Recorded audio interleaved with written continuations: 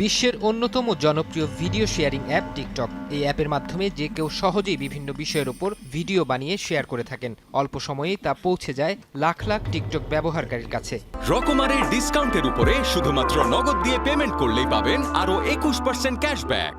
Corona মহামারীর সময় ঘরবন্দি মানুষের কাছে বিনোদনের অন্যতম মাধ্যম হয়ে ওঠে এই অ্যাপ। স্বল্প সময়ের ব্যবধানে প্লে স্টোরে ডাউনলোড তালিকার ওপরের দিকেও জায়গা করে নেয় অ্যাপটি। তবে চীনা কোম্পানি বাইটড্যান্সের তৈরি জনপ্রিয় এই অ্যাপটি নিয়ে বিতর্ক হয়েছে বহুবার। ব্যবহারকারীদের তথ্যের গোপনীয়তা না রক্ষা করা এবং আগামী মার্কিন প্রেসিডেন্ট নির্বাচনে যুক্তরাষ্ট্রের নাগরিকদের প্রভাবিত করার জন্য টিকটক তথ্য সংগ্রহ করে এমন অভিযোগ তুলে এটি নিষিদ্ধ করে বাইডেন প্রশাসন। এবার নতুন করে নিষেধাজ্ঞার বেড়াজালে পড়ল টিকটক। বিশ্বব্যাপী জনপ্রিয় ভিডিও শেয়ারিং এই অ্যাপ নিষিদ্ধের ঘোষণা দিয়েছে ইউরোপীয় কমিশন। বৃহস্পতিবার এক সংবাদ সম্মেলন করে ইউরোপীয় কমিশন।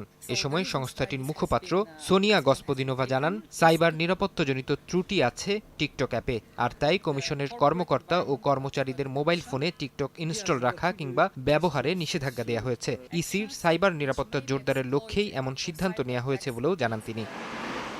অন্যদিকে ইসির এমন সিদ্ধান্তে দুঃখ প্রকাশ করেছে টিকটক কর্তৃপক্ষ। কোম্পানিটি দাবি করেছে তাদের অ্যাপে নিরাপত্তাজনিত কোনো ত্রুটি নেই।